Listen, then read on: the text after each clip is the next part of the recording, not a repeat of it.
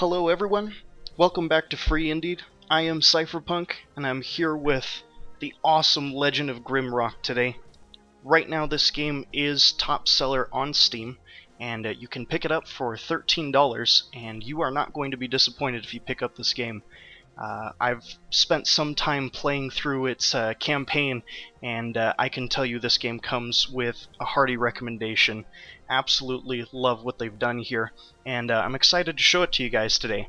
Thought we'd do something a little bit different, and I want to give you guys who are looking at possibly purchasing the game a chance to see how it plays out, and give you some tips if you're having a little trouble getting into it. Maybe you're sitting on the fence about purchasing it, and if you had a little help to get things going, that might tip it over for you. So, having played RPGs and games in this genre before, I thought I might be able to help you out. The first thing I noticed playing this game was that it reminded me of a much older game that I used to play when I was a kid on my TurboGrafx. I don't know if any of you guys remember the TurboGrafx, but we had one, and I didn't even remember the name of the game. Apparently it was called Double Dungeons.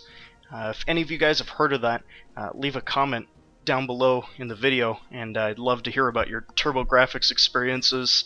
It was probably one of the coolest, oldest consoles out there, and I really wish I still had it, because there were some games in there that I love. We used to play Keith's Courage, Bonk, Air Zonk, Psychosis. Yeah, I could sit here and talk about games I loved on the TurboGrafx all day, but I'm not going to. We're going to get right into this, and so let's get started. We're going to take a look at Legend of Grimrock. So, when you first start it up, the first thing you'll notice is that you have an option between different dungeons. Fortunately, it's disabled right now, but as you can see below, there is currently only one dungeon, but expansions and user-made content will be added here. So, for those of you who are worried about replayability issues, I don't think that's going to be a problem, especially with a title this awesome. I'm sure there's going to be lots of users happy to put their own dungeons and content into this, so no worries there. There's also a difficulty adjustment, and honestly, I'm pretty experienced with RPGs. This was a fairly difficult game on normal. Not impossible, but I found that I've died a few times. It was kind of a sweet spot for difficulty. I think they nailed this pretty good. So if you're really hardcore and you want to go for it, you can hit hard mode, but I think you're going to have a challenging time, most people anyways, on normal difficulty. You also have a couple other options. One is to create the characters in your party, which we're not going to do today. The starting party that they give you is just fine for most people starting out. It's perfectly balanced. And there's also this old school mode. I thought this was kind of interesting that they thought to include this, but apparently they give you the option to turn off maps completely before you start the game. And what this forces you to do is wander aimlessly in the dungeon, or, you know, do something, make some maps for yourself on grid paper, or, you know, you can leave little markers on the floor, kind of leave breadcrumbs behind to mark off where you've been, or just try to do the whole thing off memory. So I thought that was kind of cool they added something like that. So we'll start with just the normal settings, and we're actually going to skip the intro here for time's sake. We're going to get right into it. When you buy the game, you can check it out yourself. Fairly straightforward story, but it did look pretty cool. You've got a group of 4 prisoners, so you can see down here, who have been tossed into the Grimrock dungeon. And if they can navigate to the bottom of the mountain, down through the dungeon's floors, they can get their freedom.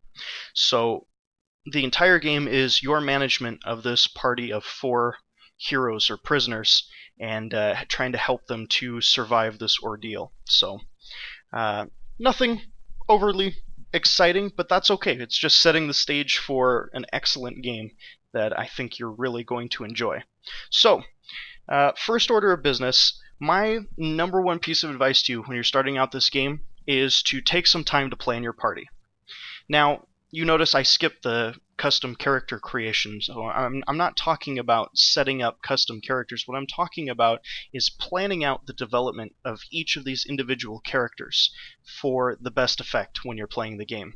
If you come down to this tab here, this little star tab, you can see different skills that each of the characters can have, and it's different depending on what class they are. So Mork and Kontar here, they are both fighters, and so fighters share the same kind of skill set. It's a set of 6 skills that they can choose from, and as they level them up, if you look over to the left, there's this bigger box here that shows you what abilities you gain as you level up that skill. And so you'll get bonuses to your stats, you'll unlock new techniques for different weapons, the ability to use heavier armor with proficiency, extra hit points, things like that. So reading through this when you first get started is something I would definitely recommend doing. You can also come up here to this tab and see information about all the different stats. They have tooltips if you hover over each one of these that will explain what the different stats do. And honestly, it's fairly straightforward for an RPG, so it shouldn't take too much work to wrap your head around this, but it's worth knowing exactly what they do so you can get the most out of your level ups. You get 4 skill points to invest into these skills each time you level up, and planning out ahead of time where you're going to put those points will help you reach crucial skills faster that are going to help you to survive. And so you notice they have different proficiencies with weapons in each hand. These are also pretty important. Something that I missed when I first started out is these traits down here. I did not notice that Mork the Minotaur had an ability called Headhunter, which would give him extra attack power for each skull he carried. And I had a couple skulls in my inventory, and I completely missed the opportunity to boost his attack power just by having him carry it. So if you look at each one, you'll notice they have different skills. It's worth reading through and understanding what they do. You also have your food, which you're going to need to manage. Your characters do get hungry as time goes on, and eventually it can become a problem because it'll cause them to stop healing. So you want to make sure that you're kind of keeping a pace and getting food, but on normal, it wasn't too hard to do that, so it shouldn't be too much of a problem. You're also going to have to manage how much of a load each one is carrying. So not only are they limited in how many slots they can carry, but the weight of the items that they carry becomes important later. So planning these things out is definitely going to help you to have a much smoother experience once you get started. Okay, now that that's out of the way, the second thing I'm going to say as we start to look around the dungeon is that exploration in this game is not optional. Let me say that again. Exploration is absolutely crucial to your survival in this game. And when I say exploration, I mean taking the time to actually look at your surroundings and check every nook and cranny for vital clues and advice, things that may be helpful to you. Writing on the walls, little hidden switches and buttons that might be tucked into them. The reason they're so crucial to survival is, one, you're going to need to do them just to advance the puzzles, which you have to unlock to get through the dungeon. The other issue is items, weapons, armor, things you're going to have to equip your character with to survive. They cannot be purchased. There are no shops, at least not that I know of. I haven't played through the whole game, but I haven't seen anything like that thus far. Enemies generally don't drop weapons and armor, so you are going to have to find these things. And to do that, you're going to have to use a keen eye. You're going to have to use your exploration sense in order to find those things, and you would be hard-pressed to survive without them, so just a heads up. So the first thing we're going to do as we get out of here, we're going to grab this torch right here, which is going to open our door. Planning things like who's going to carry lighting is really important. This torch will eventually burn out, and you want to make sure that you have a steady flow of lighting, or you're going to be playing this game in the dark. So that's a little harsh, but I'm glad that they included things like that they don't make it, easy to just cruise by. You have to use actual party planning. It's the reason that I prefer games like this over, say, Skyrim. And so I know I might take some flack for saying that I like this more than Skyrim, but let me know if you agree. Let me know if you disagree. Skyrim is a great game, but honestly, I'm tired of the uber hero mentality. I loved when RPGs had you working in a team with a party, people who specialize in different things, who can cover each other's weaknesses. To me, that just seems to be more storytelling, a better storytelling process. It's a story that I want to experience, is to see all of these characters interacting with each other and helping each other out. So you may think differently, but that's my opinion on that. So looking on the ground, you can find different pieces of useful equipment. You can equip these by right-clicking or just by dragging them in here. You are going to need this equipment to survive, so it's important to look for it. We're going to give him a cudgel here. Now my plan for this character so far is going to be to start leveling him maces. He has some mace skill, and if we continue to level up, he can get some useful techniques for that. So we're going to go ahead and push through here, and I might not talk too much about the puzzles that I'm encountering, because I really want to leave that to you guys. I don't want to spoil too much of it. Sometimes puzzles will involve moving elements around. Those stones have weight to them to manipulate the tiles. We're going to get to combat in just a moment. And before we do that, I want to mention the importance of ranks. Understanding ranks. Ranks are the positioning of your characters. If you notice, you can freely move these characters around and change their position, and this is actually something really important because it determines who is walking in front in your marching orders. Any of you guys who maybe played Dungeons & Dragons understand the concept of marching orders. Who's in front? Who's in back? Obviously, you're going to want to have your melee fighters up front where they are dishing out the pain and soaking up damage for your team, and ranged fighters are going to do much better in the back where they can protect their soft skin and just let out the hurt. So we've got our mage and our rogue back here who can gain skills in missile weapons and throwing weapons, and actually can learn to use her melee weapon from the back row, which is something fighters can't do. So learning to position your units can be really important, especially in combat. If you get flanked or something, you can move your characters quickly to reposition them to get them out of harm's way. So I'll show you a little bit about how that works when we find some enemies. So we're going to take this key, open the door there. As far as party planning, I love to assign certain items and stuff to individual characters that I know they're always going to have it. I usually give her things like keys. I've put him in charge of lighting right here. This guy tends to bear a shield. He's kind of, a tank unit. And so, you can make whatever decisions you want about that, but just having a plan and knowing who's going to have what can really help you with your inventory management and to make things go a bit more smoothly. So we're just going to push through here real quick. And there should be some enemies coming up shortly that we can take a look at. So right now we really don't have much in the way of weapons. We have this guy who can fight with his hands, this guy with the cudgel here, and I believe this guy, yeah, he can cast his flame burst spell. The back hero, she's not going to be able to hit just because she's too far away in order to do that. Now, if you're in a situation where you want her to be able to hit before you have skill to do so, just dragging her to the front like that and moving her back, you can let her get in some damage while at the same time keeping her out of harm's way. And you'll notice that in combat, I'm not just standing in front of the enemy. In fact, you can go a long ways towards protecting yourself by constantly moving around, shifting your position in combat, trying to outmaneuver your enemy, and we'll probably talk about that a little bit more shortly. So let's see, we're going to grab some of this gear here. That's a little bit of food for our character. Let's kind of distribute the armor since he doesn't really have anything so far. This guy is technically weaker, can absorb less blows.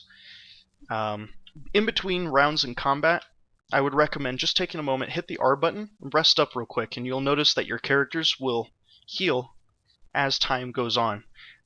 Just making sure that you take, just a couple seconds to rest between encounters can really help you to survive. Keep you from getting that situation where, you weren't paying attention. Suddenly, our Minotaur, he's on his last leg and he's going to die. Your heroes can be recovered if they die, but it can be a bit of a pain in the butt, so take measures to prevent that from happening. See, as we fight him, we're just going to kind of back up here. Try to avoid as much damage as we possibly can. You notice he's hardly even getting an opportunity to attack us if we continue to move around like that. Another important thing to note is that at all times you need to be aware of your surroundings. Right now there's nothing behind me, and I know that just because I've kind of looked around, but you can run into situations where if you're not careful, an enemy can sneak up behind you and suddenly you're having to defend yourself on two fronts. that can cause a lot of problems because your back rank characters generally are less hardy and they will drop quickly if they take enough damage. So you want to make sure that when you're fighting, you either have a lot of space to move around or that you have your back to a wall so that you're not taking damage from behind, which can be really, really annoying. Pick these up here. Sandals. I don't think I ever found that before. Let's see. I wonder if this is like randomly generated gear. Loincloth.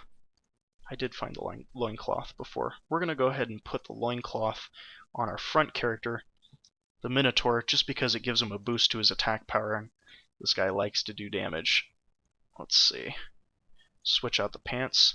Every so often, just taking some time to kind of look through your inventory and see who's equipping what, it'll help you out. There we go. Okay, so we're off to a good start. Let me see if there was anything else I wanted to know about, talk about in particular. So as far as exploration, I think you guys have the basic idea. These puzzles aren't terribly difficult, and I think that's to the game's credit. You don't want to spend hours and hours trying to figure out, individual puzzles. But there are some challenging ones that are going to require thinking outside the box, and they have a lot of timing challenges where you have to, move and maneuver yourself with some dexterity. Throwing a rock across here. There we go. There's the key I needed. So we'll take that to the door, and I'll try to show you guys a little bit more combat. Combat is the crucial area in this game where if you're not careful, you can get eaten alive very quickly. As I've discovered a few times, you'll be in a situation where it looks safe, and suddenly you're flanked on 3-4 sides by enemies with no way to escape, and you will fall to the damage, I promise you. So we'll just take this guy out real quick. She's got that little throwing knife there, which she can throw from the back row. Or again, you can bring her to the front just to swing if she's out of those weapons. There we go. Always keep your facing towards the enemy so they don't hit you on the sides. Let's see. There we go. So we're going to need this piece right here. And I think that's everything we're going to need from here. Grab that rock. Rocks, I found out, are something really useful to carry.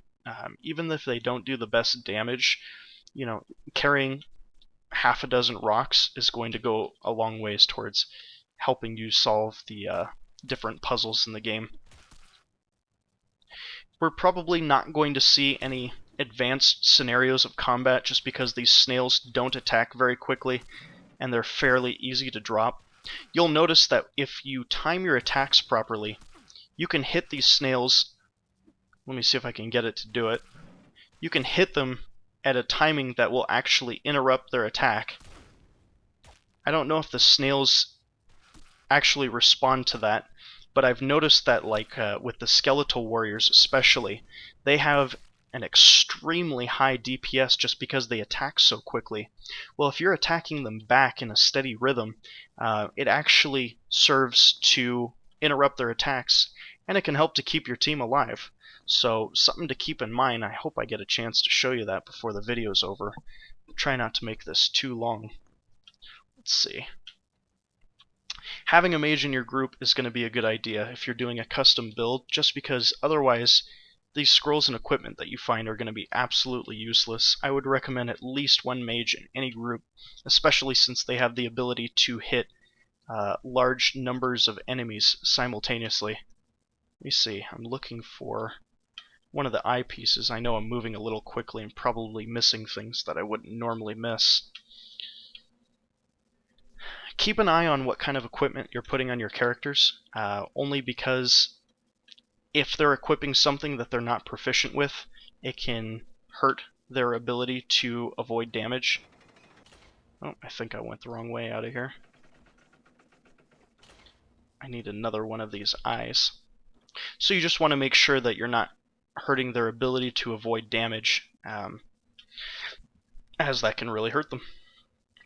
For this puzzle, we need to heal the sight of that demon statue. Here we go. It's this way over here. I think we got some more advanced enemies over here. Yes, indeed we do. Grabbing these mushrooms is great for food. They're not too hard to find. Let's see if we can interrupt them. Yeah, these guys don't really seem to be phased by damage. I mean, it's hurting them, it's just that I'm not getting that counterattack mechanic that I'm trying to tell you guys about. If you try it out, you should get a chance to see it. You'll understand how it works. But just make sure that you're moving in combat, you know? Don't be a sitting duck. Another thing you're going to have to manage is your character's energy. You notice the mage right now, he is out of energy, and so he is actually of limited utility right now because of that. He can't really cast spells or anything. What you can do is hit with that torch right there so he can kind of get in on the fray. Don't forget to throw your weapons. So a lot of this micromanaging is important early on, just because you don't have access to all of the ranged skills that you will later. And later on, if you decide that you don't want to mess with that, you can set it up to where you won't really have to maneuver your characters around. Like I said, your rogue, she can get long-ranged melee weapons with the assassination skill, and hopefully you should be taking measures to prevent your mage from getting too hurt in, or rather, running out of energy in combat, so he can continually cast spells. There we go.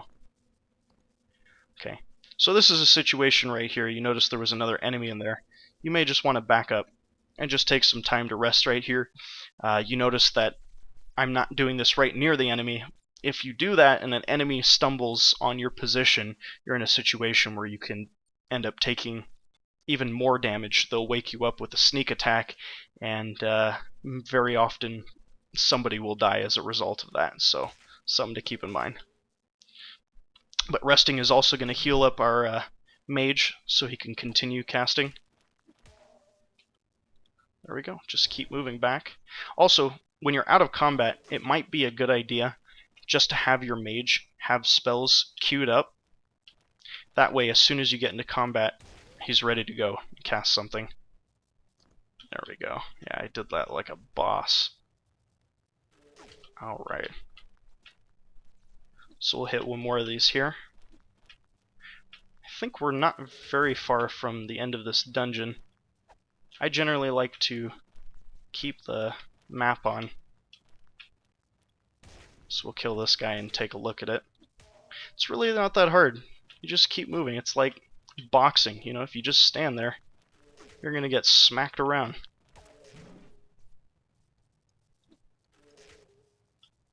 This is a great way to keep people from taking damage when they're about to die. Let's see. There we go. Okay, so that's the last one there, and I think the eye is just inside here. There it is. So we're going to have to find some kind of secret panel. Hopefully I can find it quickly. There it was. Okay. You've also got this panel here. This is where exploration comes in. Very easy to miss something like this, and these secrets will have all kinds of vital equipment that's going to help you out. That should be it. Alright, so we're going to head to the door. So let me know what you guys think of this video. I want to make these as useful and informative as possible. I want them to be fun for you guys. I know that there are a wide range of tastes for games like this. Oh, perfect. Let me stop for just a moment just to show you in the combat. This is exactly what I was hoping for. Now you'll notice these guys, they attack very, very quickly. And one of the only ways to stop yourself from taking too much damage is to hit them, and hit them hard. You notice his attack was interrupted when I did that. So if you're timing your blows between his attacks, that's really going to help you. You really have to keep moving with him. try to hit him on the sides. I'm not sure if it affects the evasion, but what it is going to do, it's going to give you time to get off an attack before he turns around. You see that? Let's get him in the back so he doesn't die. The Minotaur can take a little bit more punishment. So that's what I was talking about with the counterattacks. I'm glad I got a chance to show you guys before we conclude the video. I think we're going to wrap it up right here. This is one of the iron doors, and I believe this is right near our exit. Yes, it is. This save crystal right here, this is going to save your butt so many times. You notice it saves the game right here, gets everybody healed up, and these will actually also bring your characters back from the dead. Use these. You have to use these things. A lot of times I'll have a situation where maybe I was a little careless and somebody dies on the dungeon floor. These crystals eventually regenerate. You'll notice that it'll glow brighter once it has energy again, and you can use that to revive your characters over and over and over again. So I've had situations where I was having a little trouble pushing through the dungeon through things like spiders because they're venomous and it's killing everybody off. Well, kill a few spiders, come back, rest up here, click on it, and it'll save your game and keep you going. Save as often as you can when you're playing a game like this, unless you like dying and starting over from the beginning. That's just really not that fun to me. So make sure you're taking the opportunity to protect yourself like that, to protect your investment in this game. I had a couple bad situations where I forgot to save and I was pushed back quite a bit. Let me see. There's a secret here for your mage. There we go. Open up the iron door there, and we got a little wand that he can use to boost his damage. So that's it. To recap the advice I've given you guys, plan your party, plan the skills you're going to use, plan out how they're going to fight and how you're going to combine their abilities. Use exploration. Make sure that you're looking everywhere for items and equipment because you are going to need it. Use your ranks to make sure that you are avoiding damage and giving everybody an opportunity to hit or to keep them out of harm's way. Move around in combat so that you're not taking too much damage so you can get flank maneuvers on your opponent. Know the terrain, make sure that you don't get surrounded, make sure that your enemies aren't coming up from behind you and making your life hell from behind, and use the attack timing so that you can interrupt your opponent's attacks, you can get in more damage, and you can keep them from dealing tons of damage to you. So, I hope you guys enjoyed this video, and we hope to have more of them up soon. Please leave a comment down below if you want to tell us what you think, and subscribe so you can get more updates and future videos. Just above this video is the little subscribe button. Make sure you press that before you leave, and we'll have more awesome indie game videos for you guys soon. So, take care. Have a great day.